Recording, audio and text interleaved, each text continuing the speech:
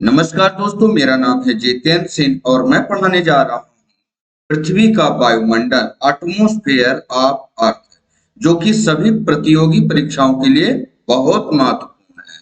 तो इसको वायुमंडल को समझना बहुत ही आसान है। हम छोटे छोटे क्वेश्चनों को लेंगे, इसके बाद फिर एमसीक्यू भी आपको कुछ कराएंगे इसमें। तो चलिए, इसको अंत तक आप बने रहिए। इसको किसी भी ग्रह के चारों ओर गैसों के आवरण को वायुमंडल कहते हैं। पृथ्वी को जिस गैसीय आवरण ने ढक रखा है उसे पृथ्वी का वायुमंडल कहते हैं। इसी वायुमंडल के कारण ही पृथ्वी पर जीवन संभव हो पाता है। वायुमंडल की ऊपरी परत के अध्ययन को वायुविज्ञान, एरोलॉजी और निचली परत के अध्ययन को ऋतु विज्ञान यानी मेट्रोलॉजी कहते हैं। और आगे देखते हैं, वायुमंडल की संरचना यानी वायुमंडल की कुछ प्रमुख परतें हैं। अच्छा, परत क्यों बनाया गया है उसको भी बताएंगे। देखो, पहला परत है इसका क्षोभ मंडल यानी ट्रोपोस्फियर। इंग्लिश में भी आपको नाम इनके याद करने हैं और हिंदी में भी, ये मोस्ट इंपॉर्टेंट में अब आप जा रहे हो। पहला परत है क्षोभ मंडल ट्रोपोस्फियर, दूसरा है समताप मंडल स्ट्रेटोस्फियर, तीसरा है मध्य मंडल यानी मीजोस्फियर, और फोर्थ नंबर चौथा है आयन मंडल यानी थर्मोस्फियर। फिफ्थ नंबर है बहिर्मंडल यानी एक्सोस्फियर, बाह्य मंडल।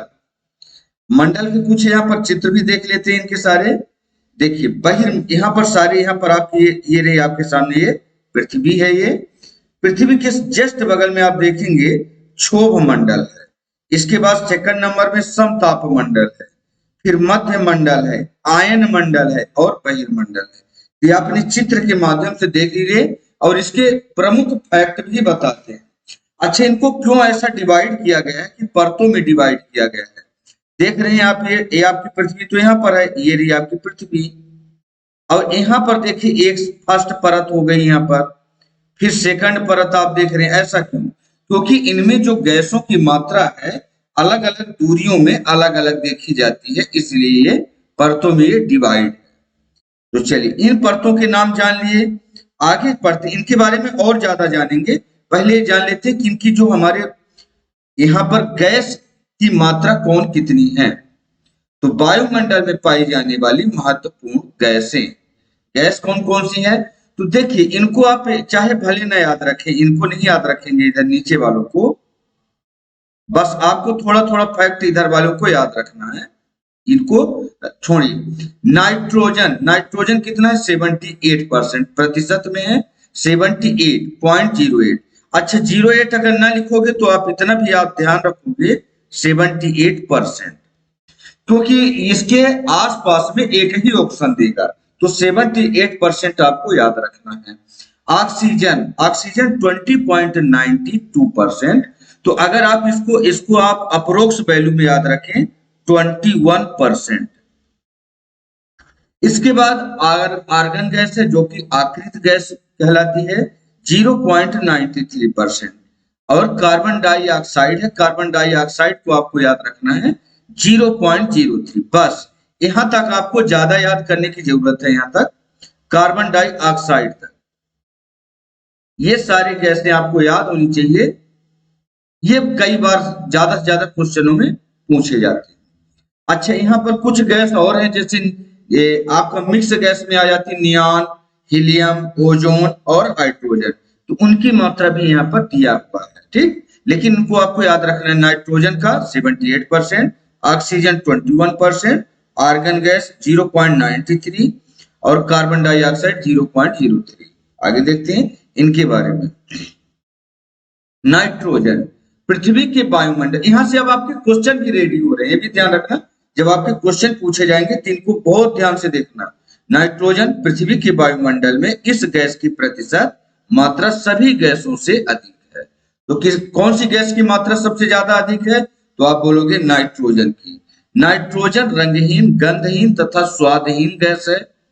पेड़ पौधों के लिए प्रोटीन का सबसे बड़ा स्रोत है। कौन सा? नाइट्रोजन। नाइट्रोजन आग को तेजी से फैलने से रोकता है। नाइट्रोजन वायुमंडलीय दाब का प्रमुख घटक है।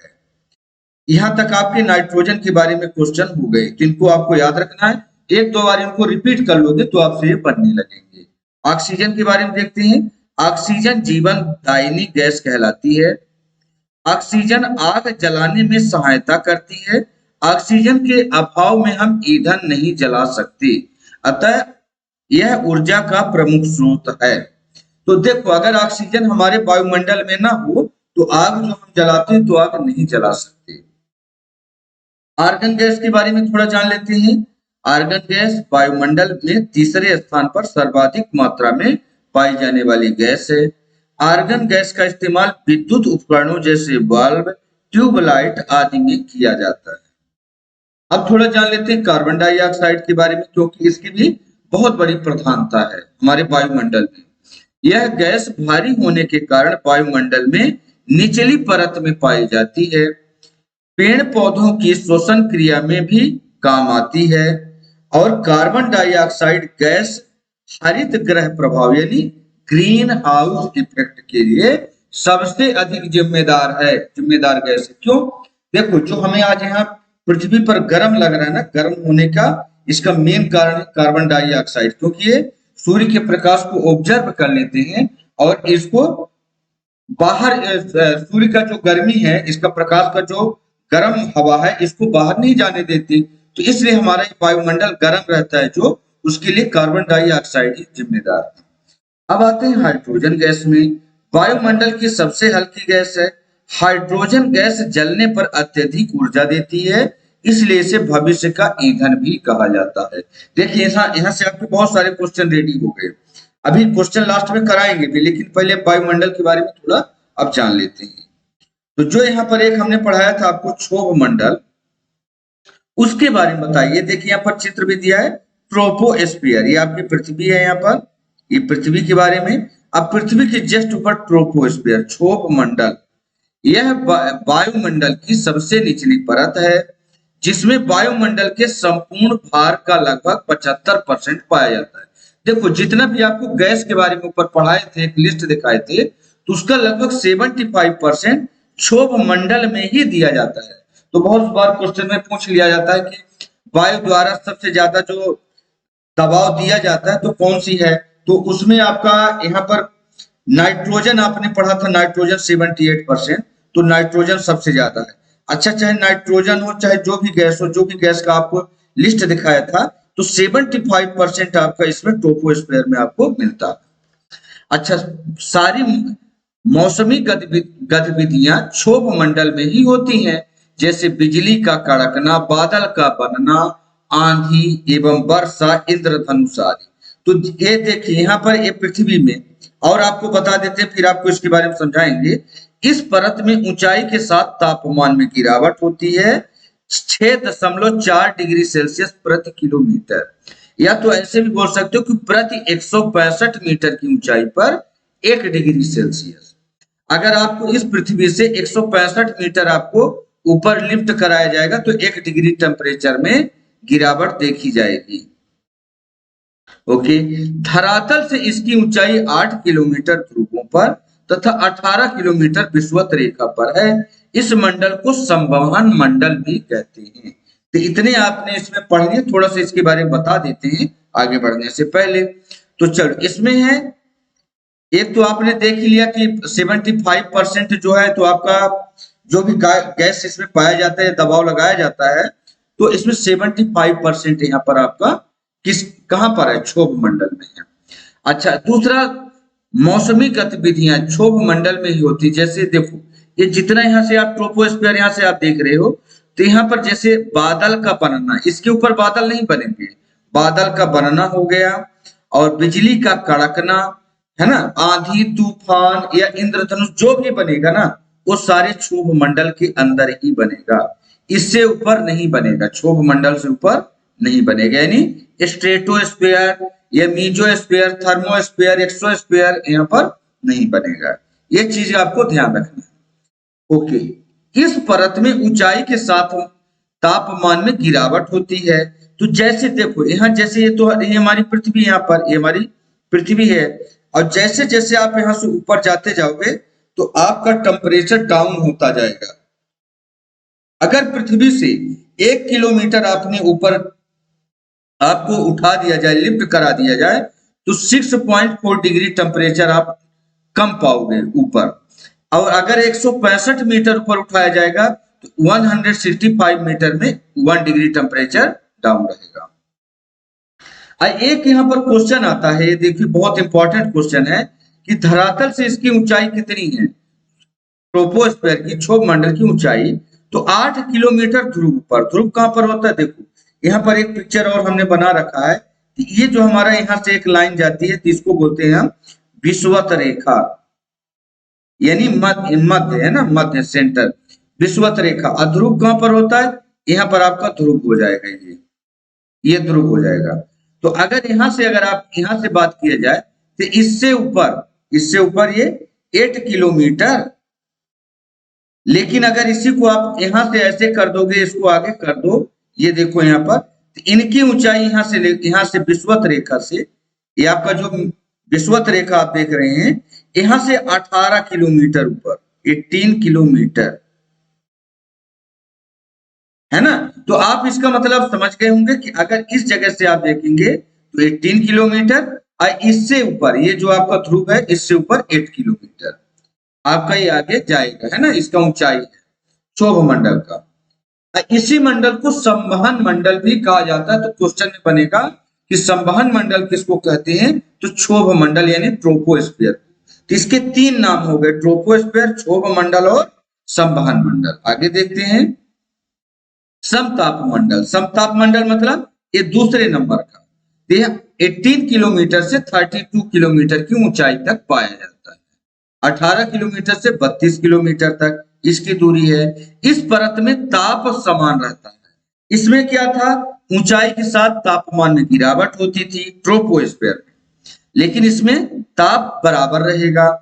जल वाष्प एवं धूल कण नहीं पाए जाते हैं इसमें, न तो जल की कुछ वाष्प होते हैं और न ही धूल होती है। यहाँ पर बादलों का निर्माण नहीं होता है, यहाँ बादल भी नहीं होते हैं। अब बादल नहीं होते इसलिए मौसम संबंधी घटनाएं भी नहीं घटती हैं। किसमें, समताप मंडल यानी स्ट्रेटोस्फीयर में।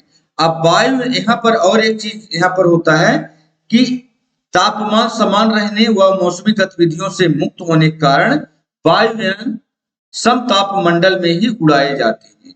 जो विमान उड़ाए जाते हैं, चाहे जेट एयरवेज हो या जो भी हो, तो यहाँ पर इसी मंडल में उड़ाए जाएंगे, है ना, समताप मंडल यानी स्ट्रेटोस्फीयर। वायुयान चालकों के लिए आदर्श परत भी है।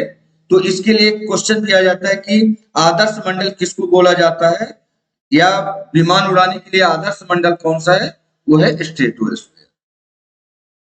तो स्ट्रेटोस्फीयर से आपने जाना क्वेश्चन। अब आगे चलते हैं थर्ड नंबर।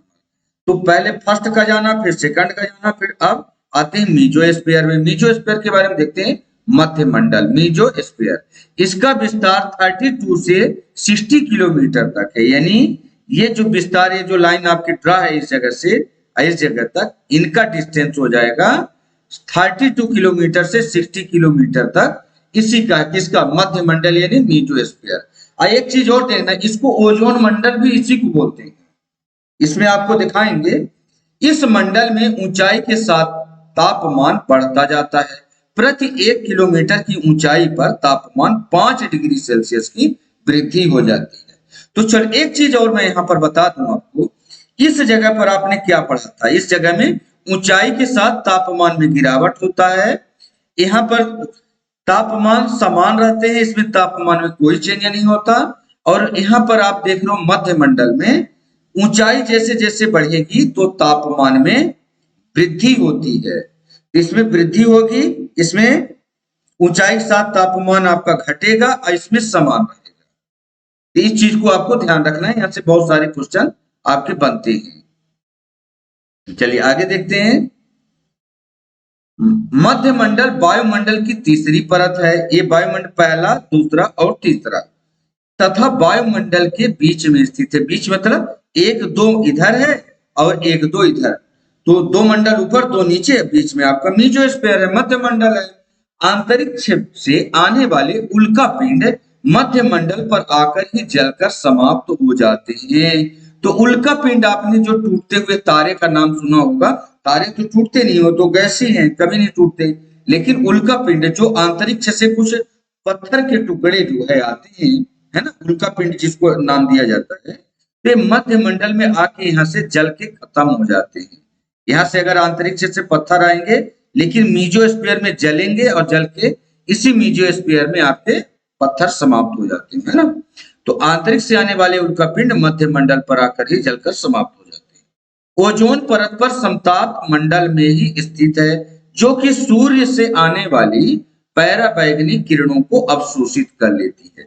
बहुत इंपॉर्टेंट क्वेश्चन है ये, देखो कि यहाँ पर ओजोन परत कहाँ है। एक तो एक क्वेश्चन बनेगा ओजोन परत कहाँ है, तो ओजोन परत आपको मध्य मंडल, मीजोस्फीयर बोलो और चाहे आप ओजोन मंडल बोलो इसको, है ना, ओजोनोस्फीयर, ये दोनों यही है आपका मध्य मंडल।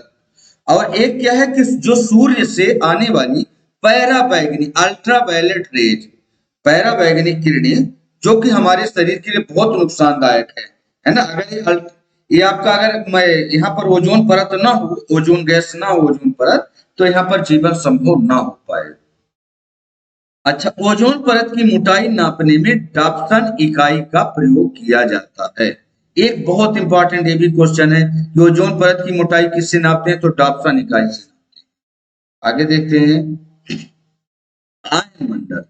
अब हमने कितने मंडल पढ़ लिया, ट्रोपोस्फीयर, स्ट्रेटोस्फीयर, मीजोस्फीयर। अब आते हैं थर्मोस्फीयर। थर्मोस्फीयर मतलब आयन मंडल।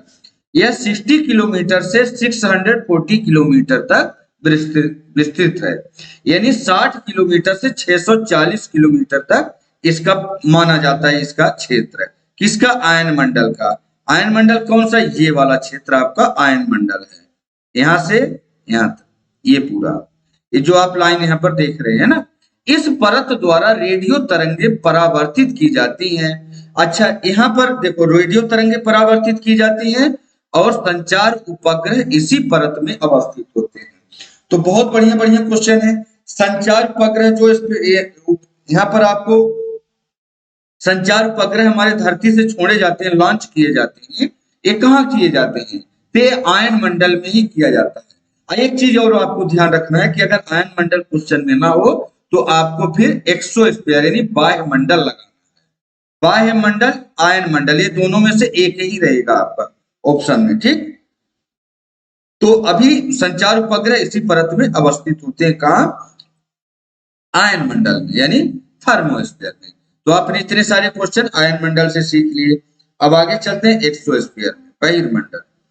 बहिर्मंडल मतलब एक्सोस्फीयर, इसके बाद ये वाला जो है इसके बाद का मंडल, ये 640 किलोमीटर से ऊपर के भाग को बहिर्मंडल कहा जाता है, यानी बाह्य मंडल एक्सोस्फीयर, ठीक है। तो 640 किलोमीटर के बाद, अच्छा, जो सैटेलाइट उपग्रह में मान लो मीजोस्फीयर ना रहे, मध्य मंडल नहीं, तो आपको बाह्य मंडल टिक करना है। और यह आयन मंडल के ऊपर की परत है, इसकी कोई ऊपरी सीमा निर्धारित नहीं है। वायुमंडल की कोई ऊपरी सीमा निर्धारित नहीं है। इस परत में हाइड्रोजन एवं हीलियम गैसों की प्रधानता होती है। हाइड्रोजन हीलियम की क्यों, क्योंकि ये गैसें हल्की होती हैं, हल्की होने के साथ जो हल्की गैस होंगी ये ऊपर पाई जाएंगी, और जो भारी गैस होंगी वो यहाँ जमीन की इसमें इसके आसपास पाई जाएंगी। तो जैसे आपका यहाँ पर आप पढ़े थे क्या, CO2 गैस, CO2 गैस भारी गैस होती है ना। तो यहाँ पर आपको ट्रोपोस्फीयर में, है ना, ट्रोपोस्फीयर में देखी जाएंगी। या नाइट्रोजन है, नाइट्रोजन भी ज्यादा गैस आपकी कहाँ पाई जाएगी, ट्रोपोस्फीयर में। अब बाहर कौन सा है, हाइड्रोजन और हीलियम जैसे हल्की गैसें पाई जाएंगी, कहाँ, एक्सोस्फीयर में, बाहर। आगे देखते हैं, कुछ स्मार्ट फैक्ट जान लेते हैं इसके बारे में। हिकेटियस जो हैं यूनान के हैं, उनको भूगोल का पिता कहा जाता है। बहुत बढ़िया, ये क्वेश्चन आते हैं और इसको आप ध्यान से देखिए, भूगोल का पिता किसे कहा जाता है, तो हिकेटियस को कहा जाता है। इरेस्टोस्थनीज ग्रीक के रहने वाले हैं, सर्वप्रथम पृथ्वी की परिधि का सही मापन किया तथा भूगोल शब्द का सर्वप्रथम प्रयोग किया। अरस्तु ने सर्वप्रथम पृथ्वी को गोलाकार माना था। अरस्तु जो वैज्ञानिक थे ये माने हैं कि पहली बार ऐसा माने कि जो हमारी पृथ्वी है ये गोल है। भारत का प्रथम मानचित्र एन बिले वैज्ञानिक थे जो 1752, तो यहाँ पर भारत का प्रथम मानचित्र इनबिले ने बनाया था जो 1752 में, तथा विश्व मानचित्र पर सर्वप्रथम भारत को टालेमी ने दर्शाया था। एक चीज यहाँ, विश्व मानचित्र पर सर्वप्रथम भारत को टालेमी ने दर्शाया था। तो एक यहाँ पर भी एक क्वेश्चन यहाँ पर बनता है। ठीक, आगे बढ़ते हैं। कुछ इसके अब क्वेश्चन जान लेते हैं, थोड़ा थोड़ा, कुछ कम ही क्वेश्चन लिए गए हैं, आप इसको ध्यान दीजिए। पृथ्वी के समीप पाई जाने वाली वायुमंडलीय परत को क्या कहलाती है? तो आपने पृथ्वी के समीप, आप चलो एक बार और नजर दौड़ा देते हैं। पृथ्वी के समीप आपका था ट्रोपोस्फीयर, स्ट्रेटोस्फीयर दूसरे नंबर पर, तीसरे नंबर में मीजोस्फीयर और थर्मोस्फीयर, इसके बाहर आपका एक्सोस्फीयर था, बहिर्मंडल। ठीक, अब यहां से क्वेश्चन देखते हैं। पृथ्वी के समीप पाई जाने वाली वायुमंडलीय परत क्या कहलाती है? तो आपका कहलाती है ये ट्रोपोस्फीयर, पहला है ना। स्ट्रेटोस्फीयर इसके बाद का है, और आयनोस्फीयर कहाँ है? मध्य मंडल के बाद वाला मंडल है। अब मध्य मंडल के बाद आयनोस्फीयर है, और इसके बाद एक्सोस्फीयर है। वायुमंडल की किस सतह में तापमान में बहुत अधिक उतार चढ़ाव नहीं होता है? तो वायुमंडल किस सतह में तापमान में उतार चढ़ाव नहीं होता है? तो ये होता है समताप मंडल में, इसीलिए इसका नाम भी समताप मंडल है। समताप मंडल में एक जैसा मौसम पाया जाता है, बहुत ज्यादा उतार चढ़ाव नहीं होगा। आंधी एवं वर्षा और बिजली का कड़कना आदि घटनाएं किस मंडल में होती हैं? तो आपको बताया गया था कि ये क्षोभ मंडल में, ये जब आपको यहाँ पर दिखाए गए थे, चित्र दिखाए गए थे, तो आपको दिखाया गया था कि क्षोभ मंडल में क्या होता है, मौसम संबंधी सारी घटनाएं होती, जैसे आंधी चलना, वर्षा होना, बिजली कड़कना, इंद्रधनुष बनना, ऐसे सारी घटनाएं हमारे क्षोभ मंडल में, यानी पहला परत जो होता है उसी में होता है। निम्नलिखित में से कौन सी गैस ग्रीन हाउस प्रभाव के लिए उत्तरदायी है? ये CO2 है। इसको भी मैं जब करा रहे थे एक्सरसाइज, तो वहां पर बताया गया था कि CO2 गैस जो है सूर्य के प्रकाश को ऑब्जर्व कर लेती है, और जो हमें गर्मी लग रही है ग्रीन हाउस के प्रभाव के लिए यही उत्तरदायी होती है। मतलब अगर CO2 गैस न हो तो भी जीवन संभव न हो, हमारे पृथ्वी में इतनी ठंड हो जाएगी कि यहाँ जीवन संभव नहीं हो पाएगी। तो जो गर्म लग रहा है इसके भी जवाबदार हमारे CO2 गैस है। अगला, पृथ्वी की सतह से सबसे दूर वातावरणीय परत को क्या कहते हैं?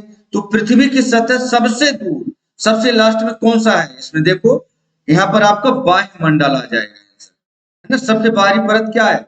आपने 5 परतों में डिवाइड किया था, 1 2 3 4 5 ऐसे। वायुमंडल कहाँ है? सबसे लास्ट में। ठीक, और आपका पहले परत में क्या था? क्षोभ मंडल था, ये फर्स्ट का है। फिर से दोबारा एक बार रिमाइंड कराने, ये कौन सा? क्षोभ मंडल। इसके पास समताप मंडल सेकंड वाला हो जाएगा, और समताप मंडल के बाद आता है मध्य मंडल, मध्य मंडल के बाद आता है आयन मंडल, इसके बाद आता है वायुमंडल। निम्नलिखित में से किस मंडल को संवहन मंडल में कहा जाता है? देखो यहाँ क्वेश्चन आ गया, संवहन मंडल किसे कहते हैं? तो आप किसको बोलते हैं? क्षोभ मंडल। जो पहला परत है, पहले वाले लाइन को ही, इसी वाले को आप क्या बोलेंगे? संवहन मंडल। चाहे संवहन मंडल बोल दो और चाहे इसको क्षोभ मंडल बोल दो, है ना, दोनों एक ही चीज है। ओजोन परत मुख्यतः कहाँ पाई जाती है? अब ओजोन परत कहाँ पाई जाती है? तो ये समताप मंडल में पाई जाती है। समताप मंडल में ओजोन लेयर की एक बहुत बड़ी मोटी परत होती है। वायु में नाइट्रोजन का प्रतिशत कितना है? तो वायु में नाइट्रोजन का प्रतिशत आपका 78% है। अच्छा, यहाँ 78.08 दिया है। अगर आपका 78% भी दिया होता तो आपको ये लगाना है ना, ये इसके आसपास एक ही ऑप्शन देगा। ठीक है, और ये आपका देखो ये किस चीज का था? तो ये कार्बन डाई का CO2 का है, कार्बन डाइऑक्साइड का, ये B नंबर है। अगर CO2 की पूछता इसका, आर्गन गैस का आता तो आर्गन गैस का 0.93। अच्छा, 85 किसी का नहीं है, तो ये भी ध्यान रखना है आपको, है ना। तो नाइट्रोजन का प्रतिशत कितना है? 78%। आगे, समताप मंडल को जेट विमानों की उड़ान के लिए आदर्श माना जाता है, क्योंकि देखो ये सारे ऑप्शन आप पढ़ लेना, क्योंकि इस परत में बादल तथा अन्य मौसमी घटनाएं नहीं होती हैं। किसमें? समताप मंडल में। ठीक है, तो समताप मंडल में क्या होता है? विमान क्यों उड़ाते हैं? कि मौसमी, ना तो आंधी चलेगी, ना तूफान आएगा, ना बिजली चमकेगी, तो इसलिए यहाँ पर विमान उड़ाने के लिए आदर्श मंडल माना जाता है। वातावरण की वह परत जो रेडियो तरंगों को परावर्तित करती है वो कौन सी है? तो देखो आयन मंडल है, उसमें आयनिक गुण पाए जाते हैं। आयनिक गुण होने के कारण क्या होता है, जो हम यहाँ सैटेलाइट वहां छोड़े जाते हैं तो यहाँ से रेडियो तरंग छोड़ा जाएगा। रेडियो तरंग छोड़ा जाएगा तो क्या होगा, मान लीजिए यहाँ पर आपकी पृथ्वी है, यहाँ से आपका यहाँ पर एक टावर लगा दिया, यहाँ पर आयन मंडल है तो यहाँ से क्या होगा, ये जाएगा और टकरा के यहाँ से टकरा के जिस जगह के लिए मैसेज भेजा जाता है, तो ये आयन मंडल के कारण ही संभव हो पाता है कि आपके संचार उपग्रह वर्क करते हैं और यहाँ से जाएगा और आयन मंडल से टकरा के वापस जहां के लिए भेजा जाता है तो मैसेज आपका पहुंचता है। जैसे टेलीविजन हो गया, रेडियो सेट हो गए, है ना, ये सारे वर्क इसी के कारण करते हैं। आयन मंडल हो गया। अब वायुमंडल में सर्वाधिक कौन सी गैस मिलती है, तो अभी अभी देखो यहाँ पर एक जगह लगाया था कहीं पर, तो ये कौन सा है, नाइट्रोजन है। कितना है, 78% है। वायुमंडल में सर्वाधिक कौन सी गैस मिलती है, तो नाइट्रोजन। कितना, 78%। विविध जलवायु एवं मौसम दशाओं को बदलने वाली सभी महत्वपूर्ण वायुमंडलीय प्रक्रियाएं कहाँ घटित होती हैं, ये होती हैं क्षोभ मंडल में। ऐसे क्वेश्चन को थोड़ा घुमा दिया गया है और ऐसे भी पूछ सकता है कि सबसे ज्यादा जो मौसम संबंधी घटनाएं होती हैं तो ये क्षोभ मंडल में होती है। Thanks for watching this video. दोस्तों ये वीडियो आपको कैसा लगा जरूर कमेंट करके बताएं, और अगर वीडियो अच्छा लग रहा हो तो प्लीज चैनल को सब्सक्राइब कर लें जिसने नहीं किया है, और बेल आइकन को भी प्रेस कर लें। साथ में इसको दोस्तों को शेयर भी करें ताकि हमारी जानकारी आप सब तक पहुंच जाए। धन्यवाद दोस्तों।